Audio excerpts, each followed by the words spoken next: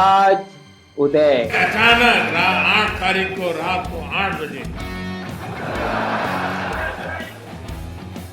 कि रात्रि को 12 बजे से वर्तमान में जारी 500 रुपए और 1000 रुपए के करेंसी नोट लीगल टेंडर नहीं रहेंगे। समझ रहे हैं ना आप? लेकिन सुन के अच्छा लगा। That in the process of demonetization, monumental mismanagement has been undertaken. मजा नहीं आ रहा है। 500 और 1000 की नोट पैसा ही पैसा होगा। मस्त प्लानिंग। अगर 30 दिसंबर के बाद कोई मेरी कमी रह जाए, कोई मेरी गलती निकल जाए, देश जो सजा करेगा वो सजा भुगतने के लिए तैयार। अच्छा, हमको सिखा रिया है। प्रणाम, मैं निर्मलेंदु आज उदय से फिर जागा नोटबंदी का जन्म। सुप्रीम कोर्ट ने 9 नवंबर तक मांगा केंद्र सरकार से जवाब। नोटबंदी पर पीएम मोदी के 5 दावों का सच क्या है, यह भी हम आपको बताएंगे। लगभग सभी मेन स्ट्रीम मीडिया ने नोटबंदी को फेल बताया, लेकिन सीधे नहीं, डिबेट के माध्यम से, तर्क के माध्यम से। 6 साल पहले पीएम मोदी ने दिया था सबसे बड़ा झटका, अब सुप्रीम कोर्ट करेगा फैसले का रिव्यू। 50 दिन पूरे हो गए मोदी जी, अपना वचन निभाइए मोदी जी, लोग यही कह रहे हैं। 24 नवंबर 2016 को संसद में पूर्व प्रधानमंत्री ने नोटबंदी के कारणों से क्या क्या दिक्कतें हुई और नोटबंदी समाधान नहीं था, इस मुद्दे पर उन्होंने संसद में कहा, I rise to highlight some of the problems that have arisen after the decision to demonetize 500 rupees and 1000 rupee currency notes. Prime Minister has been arguing that this is the way to curb black money, to prevent growth of forfeited currency note, and also to help in control of terrorist finance activities. I do not disagree with these objectives, but what I do want to point out is that in the process of demonetization, monumental mismanagement has been undertaken, about which today there is no two opinions in the country as a whole. Even those who say that this measure will do harm or will cause distress in the short run, but be in the interest of the country in the long run. Well, I am reminded of what John Keynes said once, in the long run, all of us are dead. 6 साल पहले supreme court में नोटबंदी पर याचिका दायर की गई थी, लेकिन इसका जिक्र आज 6 साल बाद हो पा रहा है। किस कानून के तहत सरकार ने नोटबंदी की घोषणा की है कि वो यह कौन सा कानून है जिसके बारे में सरकार ने दुनिया को बताने की हिमाकत नहीं की, और अचानक 8 नवंबर 2016 को रात के 8 बजे नोटबंदी का ऐलान कर दिया। और आज 6 साल बाद सुप्रीम कोर्ट ने केंद्र सरकार और आरबीआई को नोटिस भेजा है कि आप मेरे पास एक हलफनामा जमा करा के यह बताइए कि कौन सा कानून है जो कि हमें भी पता नहीं है।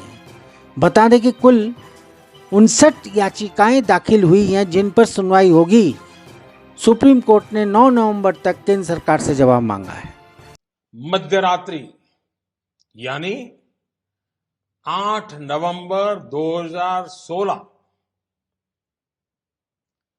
की रात्रि को 12 बजे से वर्तमान में जारी 500 रुपए और 1,000 रुपए के करेंसी नोट लीगल टेंडर नहीं रहेंगे, यानी ये मुद्राएं कानूनन अमान्य होगी।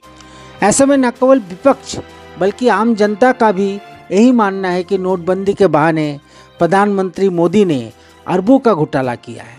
दरअसल सुप्रीम कोर्ट के 5 जजों के बेंच ने एक अहम फैसले पर सरकार और भारतीय रिजर्व बैंक से यही आदेश दिया है कि नोटबंदी से संबंधित फाइलें तैयार कीजिए और व्यापक हलफनामा दायर कीजिए, क्योंकि अब सुप्रीम कोर्ट की बेंच इस बात पर विचार करेगी कि क्या सरकार के पास आरबीआई एक्ट की धारा के तहत 500 और 1,000 के सभी नोटों को बंद करने का अधिकार है। Therefore, it is important to take note of the grievances of the people, the ordinary people who have suffered as a result of this imposition on the country overnight by the Prime Minister. And I say so with all responsibility that the outcome, we do not know what will be the final outcome. Prime Minister has said that we should wait for 50 days. Well, 50 days is a short period, but for those who are poor and deprived sections of the community, even 50 days torture can bring about disastrous effects. या नहीं है।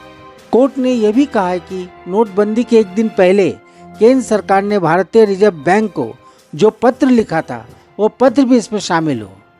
बता दें कि 8 नवंबर 2016 को शाम 8 बजे प्रधानमंत्री नरेंद्र मोदी अचानक टीवी पर आए और राजधानी एक्सप्रेस की स्पीड से नोटबंदी का ऐलान कर दिया। चलिए देखते हैं यह वीडियो कि उन्होंने एग्जैक्टली क्या क्या कहा था। आज मध्यरात्रि यानी 8 नवंबर 2016 की रात्रि को 12 बजे से वर्तमान में जारी 500 रुपए और 1,000 रुपए के करेंसी नोट लीगल टेंडर नहीं रहेंगे, यानी ये मुद्राएं कानूनन अमान्य होगी। अब चलिए ये भी जानते हैं कि उस याचिका में क्या क्या कहा गया है। दरअसल मामले की सुनवाई के दौरान याची के वकील पी चिदम्बरम ने कहा कि नोटबंदी के कारण लोगों का जीवन यापन का जरिया कष्टदायक हो गया है। हजारों की तादाद में लोगों की नौकरी चली गई और हजारों की तादाद में लोग बेरोजगार हो गए। उन्होंने कहा अगर नोटबंदी करना ही था तो बैकअप में कैश होना ही चाहिए था। And that's why about 60 to 65 people have lost their lives, maybe more. And what is more is, what has been done can weaken and erode our people's confidence in the currency system and in the banking system. One, I would like to know from the Prime Minister the names of any countries he may think of where people have deposited their money in the banks but they are not allowed to withdraw their money. This alone, I think, enough to condemn what has been done in the name of greater good to the people in the world. तब supreme court ने कहा कि हमें पता है कि लोगों को भारी कठिनाई हुई है और यह हम भी देख रहे हैं। सुप्रीम कोर्ट को चिदम्बरम ने कहा कि क्या इस फैसले के लिए विवेक का इस्तेमाल किया गया? क्या यह अपनी मर्जी का फैसला नहीं था? इसलिए दस्तावेज का अवलोकन तो होना ही चाहिए। सरकार ने जो आरबीआई को एडवाइस किया है उससे संबंधित दस्तावेज देखे जाए। केंद्र सरकार का आरबीआई को लिखा लेटर, आरबीआई की सिफारिश आदि से संबंधित दस्तावेज देखा जाए। कोर्ट ने कहा आरबीआई एक्ट की धारा 26(2) के तहत केंद्र नोट की कुछ सीरीज को रद्द तो कर सकती है, लेकिन संपूर्ण करेंसी को नहीं। कोर्ट ने यह भी कहा कि आरबीआई के बोर्ड की बैठक के दस्तावेज भी मांगे जाएं। संसद में भी यह दस्तावेज नहीं दिखाए गए, इसलिए सुप्रीम कोर्ट को यह बताना पड़ा कि सुप्रीम कोर्ट ही शीर्ष अदालत है, इसलिए यहाँ देखा जाए। Sir, I would further like to point out that in my opinion, this scheme of monetization, the way it has been implemented, will hurt agricultural growth in our country, will hurt small industry, will hurt all those people who are in the informal sectors of the economy. And my own feeling is that the national income, that is the GDP of the country, can decline by about 2 percentage points as a result of what has been done. This is an underestimate, not an overestimate. Therefore, I feel that the Prime Minister must come with some constructive proposal how we can implement this scheme and at the same time prevent this distress that has been caused to the common people. It is no good that every day the banking system comes with modification of the rules, the conditions under which people can withdraw money. That reflects very poorly on the Prime Minister's office, on the Finance Minister's office, and on the Reserve Bank of India. I am very sorry that the Reserve Bank of India has been exposed to this sort of criticism, which I think is fully justified. नोटबंदी की घोषणा करते हुए प्रधानमंत्री नरेंद्र मोदी ने 5 बड़े मकसद क्या क्या बताए थे, चलिए वो भी हम आपको बता देते हैं। जरा गौर से देखिए इस प्लेट को। तो मेरा सवाल यही है कि क्या देश कभी जान पाएगा कि वह फैसला कैसे और क्यों लिया गया और उसका नतीजा क्या निकला? क्योंकि नए नोट छापने में ही रिजर्व बैंक को करीब 8,000 करोड़ रुपए छापने पड़ गए, यानी आम लोगों की मेहनत की कमाई के 8,000 करोड़ नष्ट हो गए। हैरानी की बात तो यह है कि नोटबंदी के बाद जाली नोटों की संख्या बढ़ गई। 8 नवंबर 2016 के दिन दरअसल एक ऐसा धमाका हुआ कि किसी को समझ में ही नहीं आया कि क्या हुआ, क्या भूचाल आ गया। अचानक यह नोटबंदी का ऐलान क्यों? यदि यह कहें कि यह फैसला भी 2020 के तालाबंदी जैसा ही था तो शायद गलत नहीं होगा। एक ही झटके में देश की युवा पीढ़ी, औरतें, महिलाएं, बूढ़े और दिव्यांग सड़क पर आ गए। ऐसा शायद इसलिए हुआ क्योंकि पुराने नोट बदलने की समय सीमा इतनी कम थी कि बैंकों के बाहर लंबी लंबी कतारें लग गई। वहीं दूसरी ओर नोटबंदी के बाद बैंकों को कुछ कैशियरों ने बताया कि उनके पास नोट गिनने की पर्याप्त मशीनें ही नहीं थी, क्योंकि हाथ से गिनने के कारण कम नोट गिने गए और अपनी जेब से कम नोटों की भरपाई करनी पड़ी। सच तो यह है कि इस नोटबंदी ने समाज पर व्यापक असर डाला। नोटबंदी के बाद centre for monitoring Indian economy CMIE की रिपोर्ट में बताया गया कि जनवरी से लेकर अप्रैल 2020 तक 15 लाख लोगों की नौकरियां चली गई। सच तो यही है कि नोटबंदी को सही साबित करने के लिए तब सरकार के मंत्रियों ने तरह तरह के दावे किए। भारत से काला धन का खात्मा होने वाला है, कि जाली नोट समाप्त होगा, नक्सलवाद, आतंकवाद सब कुछ मिट जाएगा। लेकिन PM मोदी जी के सभी दावे आखिरकार खोखले ही साबित हुए। ऐसे में अगर मीडिया रिपोर्ट की माने तो नोटबंदी के दौरान 150 से अधिक लोग मृत्यु की गोद में सो गए। सबसे बड़ा नुकसान तो ये हुआ कि GDP को गहरा धक्का पहुंचा, काम धंधे अचानक बंद हो गए और कुछ लोगों के काम धंधे छूट भी गए। दरअसल नोटबंदी के फैसले का आघात और इसकी मार इसकी भयानक थी, इतनी भयानक थी कि लोग बिलबिला उठे, चटपटा उठे। कुछ पढ़े लिखे लोगों ने तो जहरी पट्टी भी लगा ली परिवार की देखभाल करने के लिए। वहीं दूसरी ओर कुछ लोग यह सोचने पर मजबूर हो गए कि अचानक इस फैसले पर सरकार कैसे और किस तरह से पहुंची। फिर भी एक सवाल बार बार उठता ही रहा कि नोटबंदी का फैसला क्यों लिया गया और क्यों लिया गया और किन लोगों के कहने पर लिया गया। अब तो लोग यह भी जानना चाहते हैं कि इसका फायदा क्या हुआ। गौर करने वाली बात यह है कि नोटबंदी का नवंबर 2016 में मनमोहन सिंह ने साफ शब्दों में कहा था कि नोटबंदी भारतीय अर्थव्यवस्था के लिए खतरा है, इससे अर्थव्यवस्था कमजोर हो सकती है, रुपए में भारी गिरावट आ सकती है, जीडीपी में 2% गिरावट आ सकती है। आ गई भारी गिरावट, जीडीपी में आ गई। नोटबंदी लागू होने के बाद जब संसद में इसे लेकर बहस हो रही थी, तब याद करें कि पूर्व प्रधानमंत्री मनमोहन सिंह ने चेताया था, लेकिन उनकी बात नहीं सुनी गई। यहीं से सरकार की हिटलरशाही शुरू हो गई। आज मध्यरात्रि यानी 8 नवंबर 2016 की रात्रि को 12 बजे से वर्तमान में जारी 500 रुपए और 1000 रुपए के करेंसी नोट लीगल टेंडर नहीं रहेंगे, यानी ये मुद्राएं कानूनन अमान्य होगी। राहुल गांधी ने भी भारत जोड़ो यात्रा के दौरान लोगों से पूछा कि क्या नोटबंदी में आपको कष्ट नहीं हुआ। इस सवाल के जवाब में कुछ लोगों ने उन्हें यही जवाब दिया कि वे सड़क पर आ गए हैं। बता दें कि प्रधानमंत्री ने देश से 50 दिन का समय मांगा था, लेकिन 8 साल बीत जाने के बाद भी उन्होंने चौराहे पर आकर अपना वादा नहीं निभाया, क्योंकि उन्होंने कहा था कि उनसे यदि कोई गलती हुई हो तो जनता चौराहे पर आकर जो भी सजा देगी उन्हें मंजूर है। मैं आज उन लोगों की बात ही नहीं कर रहा हूं जिनकी नोटबंदी के कारण नौकरी चली गई या जिन लोगों की इस नोटबंदी के कारण मृत्यु हो गई। मैं उन लोगों की और खासकर उन बच्चों की बात कर रहा हूं जिन्होंने सिसकते बिलखते हुए अपने आप को संभाल लिया।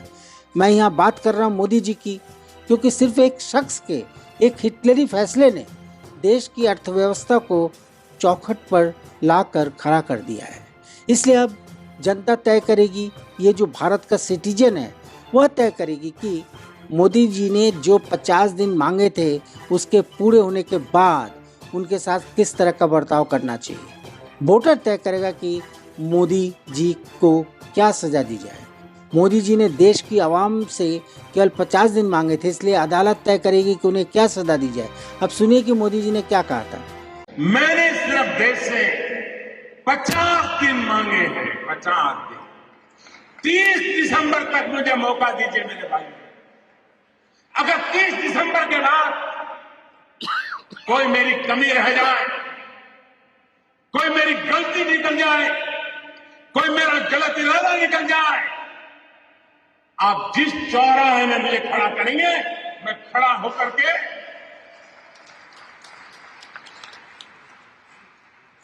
देश जो सजा करेगा वो सजा भुगतने के लिए तैयार है। नोटबंदी को 6 साल होने को है, तो यही सवाल उठ रहा है कि प्रधानमंत्री मोदी ने इस कदम के पीछे के जो कारण और जो लक्ष्य बताए थे, क्या वे सही साबित हो पाए हैं? क्या काले धन पर लगाम लगी है? बंद हो चुके नोट का असर क्या है? क्या जाली नोटों का चलन रुक पाया है? क्या भ्रष्टाचार कम हुआ? सरकार के इस दावे पर भी सवाल उठ रहे हैं। आतंकवाद और नक्सलवाद की कमर टूट पाई है क्या? क्या किसानों, व्यापारियों और श्रमिकों को कोई फायदा हुआ है?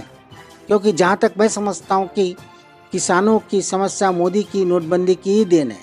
मतलब यही है कि नोटबंदी पर पूरी तरह विफल रही मोदी सरकार। तो सवाल अब यहाँ यही उठ रहे हैं कि क्या अमीर और गरीब के बीच की दूरी कम हो गई या कम हो पाई है, या अमीर और अमीर होते चले गए और जैसे अडानी और अंबानी और गरीब होते चले गए, गरीब और गरीब होते चले गए। क्या आतंकवादी गतिविधियां कम हुई हैं? इन सभी सवालों का जवाब मोदी जी को देना ही होगा। बीच चौराहे पर आकर मोदी जी को जवाब देना होगा। यह मैं नहीं कह रहा हूँ, यह मोदी जी ने स्वयं कहा है कि बीच चौराहे पर आकर हम सजा भुगतने के लिए तैयार हैं। तो मोदी जी तैयार हो जाएं सजा भुगतने के लिए। तो आज बस इतना ही। यदि आपको ये वीडियो ठीक लगे तो कृपया शेयर और सब्सक्राइब जरूर करें।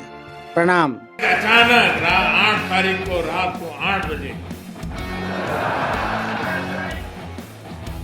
की रात्रि को 12 बजे से वर्तमान में जारी 500 रुपए और 1000 रुपए के करेंसी नोट लीगल टेंडर नहीं रहेंगे।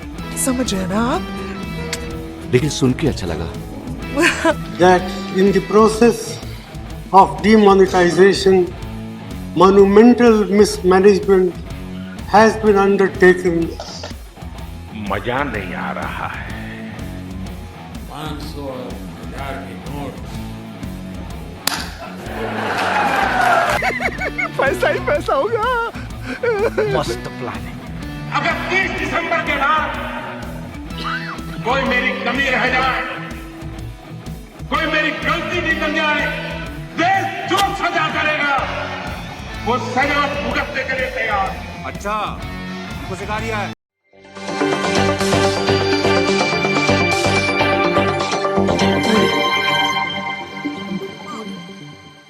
आज उदय